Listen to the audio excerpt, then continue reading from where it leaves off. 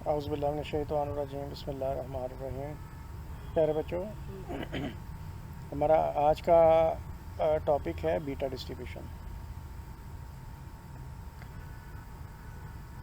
इसकी इंट्रोडक्शन पढ़ते हैं। Beta distribution is very flexible distribution that takes a variety of shapes for different values of its parameters. That is why it can model a variety of data sets.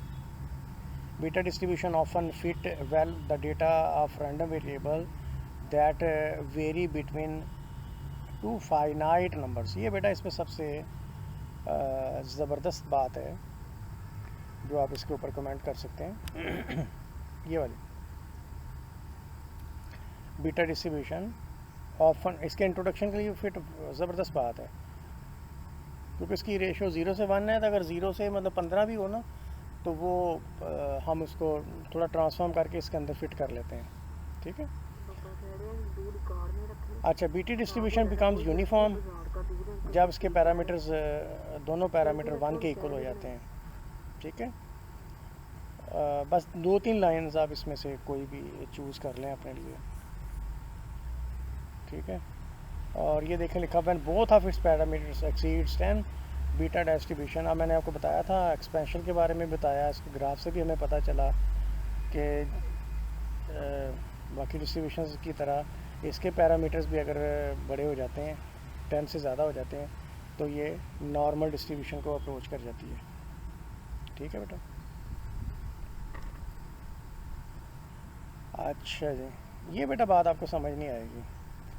Beta hence beta 1 is ideally used as non-informative flat prior for the parameter of binomial data. इसको भी understand आप नहीं कर सकते, ये थोड़ा senior semester में जाकर फिर आपको बताऊंगा। देन आप इसको जब दोबारा से पढ़ेंगे ना तो you will enjoy this sentence. तो सबसे आइडियल सेंटेंस मैं ये इसको समझता हूँ। और दूसरी ये बात भी बड़ी कमाल की बात है कि ये सबसे ज़्यादा फ्लेक्सिबल है। जितनी शक्लें बीटा बदलती है ना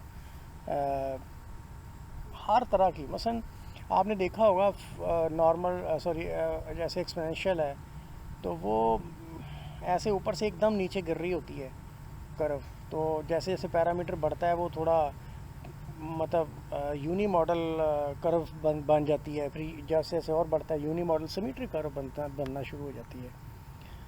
बीटा डिस्ट्रीब्यूशन एक ऐसी डिस्ट्रीब्यूशन है जो नेगेटिवली सिक्यूर्ड भी हो जाती है, पॉजिटिवली सिक्यूर्ड भी हो जाती है। ऐसी फ्लेक्सिबिलिटी किसी और डिस्ट्रीब्यूशन में नहीं है और बहुत सारी शेप्स ये बनाती है, तो सबसे ज़्यादा फ्लेक्सिबल है। ये तो कमाल का सेंटेंस है। मैं समझता हूँ सबसे पहले आपने अगर बीटा के बारे में बात करनी है तो आप ये बात करेंगे कि बहुत फ्लेक्सिबल है। ठीक है। और दूसरी बात आप ये करते हैं कि ये ऐसे डाटा को फिट करती है जो बिटवीन टू फाइनाइट नंबर हो जिनकी वैल्यूज़। ठीक है। और ऐसी बहुत सारी मतलब है, आगे एग्जांपल्स भी आ रही हैं। और बेटा तीसरा सेंटेंस ये है कि when both of its exceeds 10 it becomes approximately normal. ठीक है बेटा, ये बात होगी। अब ये तीन सेंटेंसेस मैंने चूज़ किए हैं आपके लिए जो आइडियल है आपके लिए। दूसरा एक ये बेटा, दूसरा ये, और तीसरा आखिरी सेंटेंस है। अच्छा, अब इसका देखते हैं प्रोबेबिलिटी डेंसिटी फंक्शन 1/बीटा theta lambda x raise to power theta -1 और 1 - x raise to power lambda -1। Okay. और x इसका है 0 to 1। दोनों पैरामीटर्स जो हैं दे आर पॉजिटिव। और beta theta lambda is called beta distribution, beta function, sorry beta, ये बीटा फंक्शन है। और इसकी ये डेफिनेशन है बेटा 0 to 1। और ये मैं आपको बताता हूँ। आप देखें जब आप इसके ऊपर इंटीग्रल लगा देंगे, याद है आपको टोटल प्रोबेबिलिटी की, जब आप डेफिनेशन इसको बनाएंगे, ये देखें ज़रा, ये देखें 0 to 1 लिमिट लगा देंगे आप 0 to 1। ठीक है। साथ में dx आ जाएगा, तो इधर भी इंटीग्रल आप लगा देंगे। ठीक है। साथ में dx आ जाएगा। और ये 0 to 1 है, ये भी लिमिट लग गई इधर 0 1। तो मुझे बताइए टोटल प्रोबेबिलिटी, ये टोटल प्रोबेबिलिटी की डेफिनेशन होगी ना, तो क्या होता है? टोटल प्रोबेबिलिटी 1 होती है। अच्छा, जब 1 के साथ ये उधर जाकर मल्टीप्लाई करेगा, 1 के साथ जब ये बीटा उधर जाकर मल्टीप्लाई हो जाएगा, तो हम कह सकते हैं कि बीटा जो है ये फिर इसकी डेफिनेशन देखो ये निकल आई यहाँ से, ये देखो। ठीक है बेटा, इंटरेस्टिंग है। आगे चलते हैं। तो ये बीटा की डेफिनेशन एक्चुअली बीटा के PDF से निकल आती है फ़ौरन। आगे बेटा छोटी सी बात है, जैसे हमने पहले भी पढ़ा कि एक बीटा फंक्शन होता है, एक इनकम्प्लीट बीटा फंक्शन होता है। अगर 0 से 1 तक जा रहे हैं तो ठीक है, अगर नहीं जा रहे तो बाकी माहौल वही हो सारा, x की पावर में से something -1, 1 minus x another thing -1 dx, लेकिन 0 to 1 ना हो तो हम ये तो नहीं लिख सकते। फिर इसको इनकम्प्लीट बीटा फंक्शन कहते हैं, और इस अल्फ़ा को भी इसका हिस्सा बना लेते हैं, और इसकी वैल्यू फिर आपको जो मिलती है वो मिलती है अपना किसी सॉफ्टवेयर से, फॉर एग्ज़ाम्पल मैथमेटिका। और मैथमेटिका में मैं ये वैल्यूज़ आपको एक ही दिन किसी दिन करके इंशाल्लाह दिखाऊंगा। ठीक है बेटा, एग्ज़ाम्पल 1 में आ जाएं। प्राइमरीली रिक्वायरमेंट नहीं है, लेकिन आपने इसको ज़रा देख लेना। लेकिन life time of particular machine follow beta distribution with parameter this and this. देखो मशीन की लाइफ क्या होती है, ये होती है ना 10 साल, 15 साल, 20 साल, 50 साल, तो 2 फाइनाइट नंबर ही हो गए ना, इसलिए यहाँ पे बीटा डिस्ट्रीब्यूशन फिट हो गई। बाकी आप इसको ज़रा ये देखें, 0 से लेके 1 तक नहीं है, 6.25 तक है, इसलिए इसका मतलब है कि ये इनकम्प्लीट बीटा है। और इनकम्प्लीट बीटा को फिर आप ऐसे लिखेंगे, कंप्लीट बीटा होता है 5.3 लिखते हैं, 0 to 1 होता है तो 5.3 लिखते हैं, तो नहीं है तो ये 0.625 भी साथ लिखा। और इसका आंसर हमने मैथमेटिका से लिया, इसका आंसर भी ये आता है, किसी दिन आपको निकाल के बता दूंगा। सिर्फ आपको ये बताया कि किन हालात में बीटा डिस्ट्रीब्यूशन यूज़ हो रही है। देखो, if number of डिफेक्टिव्स in a lot produce by machine follow beta distribution with this. तो मुझे एक बात बताइए, जो नंबर ऑफ डिफेक्टिव हैं वो कितने होंगे? महदूद ही होंगे ना, 2 लिमिटेड नंबर्स के दरमियान होंगे। दैट इज़ वाई इस पर हमने बीटा डिस्ट्रीब्यूशन लगा दी। और यहाँ भी बेटा इनकम्प्लीट बीटा फंक्शन आपको फेस हो रहा है, क्योंकि इस तरह के हालात के अंदर जब x की पावर समथिंग -1 हो, 1 माइनस एक्स की पावर अनदर थिंग -1 हो, उसको इंटीग्रेट करना हो 0 to 1 तो बीटा फंक्शन होता है। लेकिन 0 to 1 ना हो, कोई और नंबर हो, तो फिर बेटा उसे इनकम्प्लीट गैमा बीटा फंक्शन कहते हैं।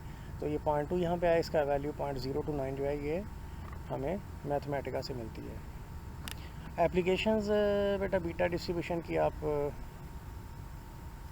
एक दो देख लें। Beta distribution use as informative prior, ये आपको समझ तो नहीं आएगी, लेकिन अगर आप इसको देखें, beta distribution use as non informative prior as well. अच्छा जी, beta distribution application wavelet analysis and signal process, ये आप कर सकते हैं। और the rule of succession and task duration modelling uses beta distribution, critical path method and program evaluation review technique of project management में beta इसका आप कह सकते हैं कि इसकी एप्लीकेशन है प्रोजेक्ट मैनेजमेंट में। तो एक दो इसमें से आप जो आपको याद रह सके, तो relation between gamma and beta and gamma function बेटा, उसको आप ज़रा इसको अगर देखना चाहें तो बीटा फंक्शन है, बीटा अल्फ़ा गैमा, ये होता है gamma function of alpha, gamma function of gamma, नीचे दोनों के सम का गैमा फंक्शन, ये बीटा इसके दरमियान ये बेटा ये रिलेशनशिप है। ठीक है ना, बीटा अल्फ़ा गैमा और बीटा गैमा अल्फ़ा ये आपस में बराबर होते हैं। और बाकी ये चीज़ें हैं, ये भी ना भी करेंगे तो काम चलेगा। बीटा 1/2 या पाई के बराबर बेटा होता है, ये आप इजीली इसको देख सके, पाई 1/2 और पाई अंडर रूट के बराबर होता है। ग्राफ पे एक नज़र डाल लेते हैं पैर पे। ये देखें 5 अभी 10 नहीं हुआ मतलब, लेकिन देखो 5 के ऊपर ही ये देखें ये सिमेट्रिक होगी कर्व। और ये बीटा इतनी शानदार है, आप देखें ये नेगेटिवली सिक्यूर्ड है इन वैल्यूज़ के लिए और पॉजिटिवली सिक्यूर्ड है इन वैल्यूज़ के लिए। ठीक है ना, 2 8 पे पॉजिटिवली सिक्यूर्ड है, लेकिन 8 2 पे जाके ये नेगेटिवली सिक्यूर्ड है। ऐसी बहुत कम डिस्ट्रीब्यूशन है जो देखें most of the distributions are positively secured और in long term under condition certain conditions वो सिमेट्रिक हो जाती हैं, जैसे ये भी सिमेट्रिक। लेकिन नेगेटिवली सिक्यूर्ड बहुत कम डिस्ट्रीब्यूशन आप देखेंगे भी नेगेटिव सिक्यूर्ड भी हो जाती है। ठीक है बेटा, टोटल प्रोबेबिलिटी पे एक नज़र डाल लेते हैं। इट इज़ वेरी सिंपल, वही फार्मूला है। ये देखें f(x) पे 0 to 1 अप्लाई किया, ये आया, बीटा 1 निकाला, तो ये वही आपकी डेफिनेशन है बीटा अल्फ़ा बीटा वाली, बीटा अल्फ़ा बीटा से अल्फ़ा बीटा कट के ये 1 आ गया। ये हमने डेफिनेशन बेटा इस्तेमाल किया और शुरू में भी मैंने आपको बता दिया था। सो इंशाल्लाह अगले सेगमेंट में मैं फिर आपको मीन वेरिएंस में आपसे बात करता हूँ। ठीक है बेटा, थैंक यू वेरी मच। अल्लाह हाफिज़, थैंक्स फॉर लिसनिंग बेटा, अल्लाह हाफिज़।